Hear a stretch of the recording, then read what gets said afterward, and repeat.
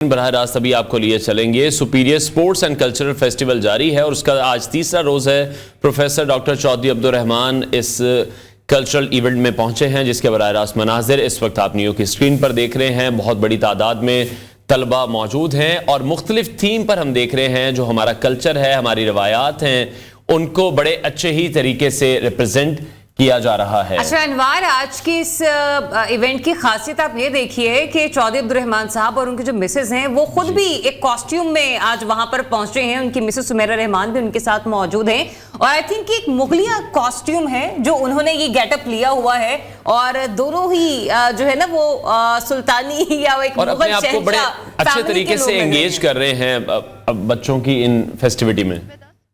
جب اس طرح کے فیسٹیولز اور کلچرل فیسٹیول سپورٹس ایکٹیویٹیز کی بات کریں, ایک تو یہ انٹرٹینمنٹ کا ذریعہ ہوتی ہیں. ادر دین دس اسٹوڈنٹس کی مینٹل ہیلتھ کے لیے, فزیکل ویل بینگ کے لیے اس طرح کی ایکٹیویٹیز بہت ضروری ہوتی ہیں. غیر نصابی سرگرمیاں جو ہیں وہ اسٹوڈنٹس کے لیے کتنی امپورٹنٹ آپ سمجھتے ہیں؟ آپ نے بالکل ٹھیک کہا کہ مینٹل اور فزیکل ویل بینگ کے لیے ہمیں انہیں اس طرح کے اسپورٹس گراؤنڈ میں لے کے آنا ہوگا اسٹوڈنٹس کو.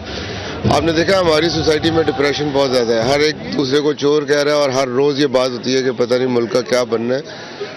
ہم اپنے یوتھ کو اس نیگیٹو وائب سے بچانا چاہتے ہیں اور اپنے روایتی کلچرل جو ہماری ویلیوز ہیں اس کے ساتھ اس کو انٹیگریٹ کرنا چاہتے ہیں.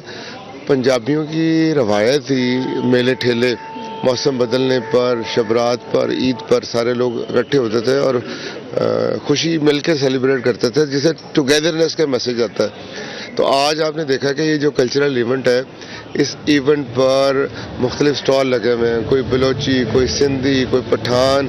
ہم بچوں کو روشناس کر رہے ہیں اپنی روایات سے, جن میں مٹھاس ہے, جن میں برداشت ہے اور جن میں ایک دوسرے کو ساتھ لے کے چلنے کی امنگ ہے.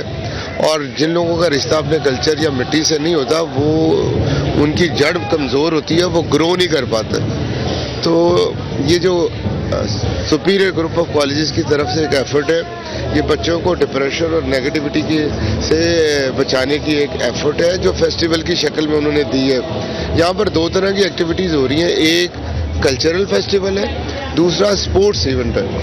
تو وہ سپورٹس بھی کریکٹر بلڈنگ کے لیے بہت ضروری ہے, کیونکہ آپ نے دیکھا کہ ہمارے ابھی آپ نے الیکشن دیکھے کہ فیئر پلے کی بھی بات ہوتی رہی ہے, دھاندلی کی بھی بات ہوتی رہی ہے, برداشت کرنے کی بھی بات ہوتی ہے. لوگ گلے کاٹنے کو ایک دوسرے کو بھاگ رہے ہیں. بھائی اس میں کیا ہے, کوئی اگر پی ٹی آئی کو پسند کرتا ہے وہ اس کو ووٹ دے, کوئی نون لیگ کو پسند کرتا ہے وہ اس کو ووٹ دے, کوئی پیپلز پارٹی کو پسند کرتا ہے وہ اس کو ووٹ دے. دراصل وہ جو تربیت تھی نا برداشت کی, وہ ہمارے ایجوکیشن انسٹیٹیوٹس سے جا نہیں رہی.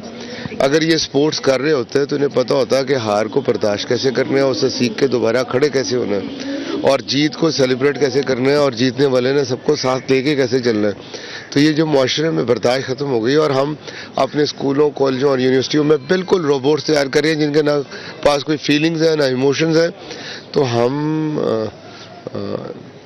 اچھے انسان پیدا کرنا چاہتے ہیں, اچھے اسٹوڈنٹ پیدا کرنا چاہتے ہیں, اس کے لیے ان کی کردار سازی پر محنت کرنا چاہتے ہیں.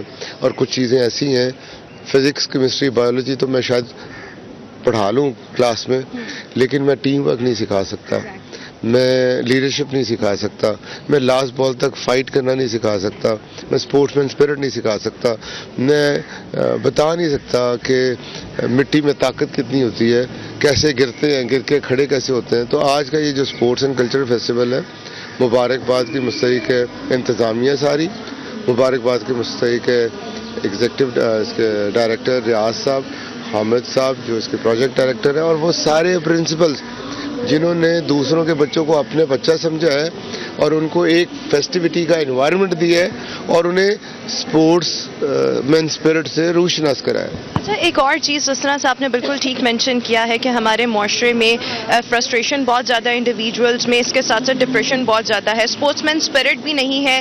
آپ کو کیا لگتا ہے کہ اسپورٹس مین اسپرٹ اس طرح کی ایکٹیویٹیز سے کس حد تک پیدا ہوتی ہیں, پھر لیڈرشپ کوالٹیز, پرسنالٹی ڈیولپمنٹ اس طرح کے ایونٹ سے کتنی ڈیولپ ہوتی ہے, یہ چیزیں کتنی بوسٹ کرتی ہیں, انہانس کرتی ہیں؟ روما سادہ سی بات ہے, ہماری فیلنگز جو ہیں وہ بناتی ہے ہماری تھاٹس کو, ہماری تھاٹس جو ہیں وہ شیپ اپ کرتی ہے ہمارے ورڈز کو, ہمارے ورڈز جو ہیں وہ شیپ اپ کرتے ہیں ہمارے ایکشنز کو, اور ہمارے ایکشن جو ہے ہمارا کریکٹر بنتا ہے, اور کریکٹر ہی ڈیسٹینیشن ہوتی ہے. تو اب آپ دیکھیں گے ہمیں بچوں کی تربیت تو اسکولوں کالجوں اور یونیورسٹیوں میں کرنی ہے. جب ہم ان کی تربیت نہیں کریں گے تو ان کے اندر وہ ہیبٹس انکلکیٹ نہیں کریں گے تو وہ بیچارے کیا کریں گے. تو یہ جو کچھ ہو رہا ہے اس کا قصوروار میں کسی اور کو نہیں ٹھہراؤں گا. میں اپنے کالجز کو ٹھہراؤں گا, اپنے اسکولوں کو کھلاؤں گا, اپنے ٹیچر کو ٹھہراؤں گا.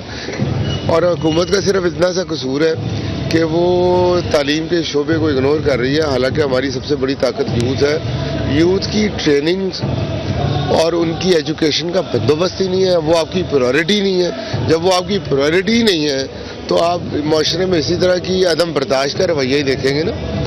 تو اگر آپ چاہتے ہیں کہ آپ کے بچوں کا مسئلہ کیا ہے, کریکٹر کا مسئلہ ہے, پیشنس نہیں ہے.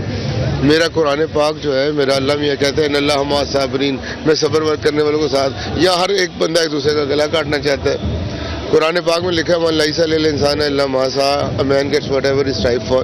اور یہ بھی لکھا ہے کہ عزت ذلت ہر چیز اللہ نے دینی ہے. یہ سارے اپنے ہاتھوں میں پولیٹیشین لے کے بیٹھے ہوئے ہیں اور ہر بندہ دوسرے سے سنیچ کرنا چاہتا ہے. اور فیئر پلے جو ہے اور سچی گواہی یہ مومن کی نشانی ہے. تو یہ اگر اچھے انسان اچھے مسلمان بن جائیں تو کافی چیزیں ختم ہوں. اور میں کسی کو بلیم نہیں دینا چاہوں گا. میرا جو رول ہے as a chairman association of private sector universities of Pakistan یا as a chairman superior group of colleges, ہم وہ اپنا حصے کا پتہ لگا رہے ہیں.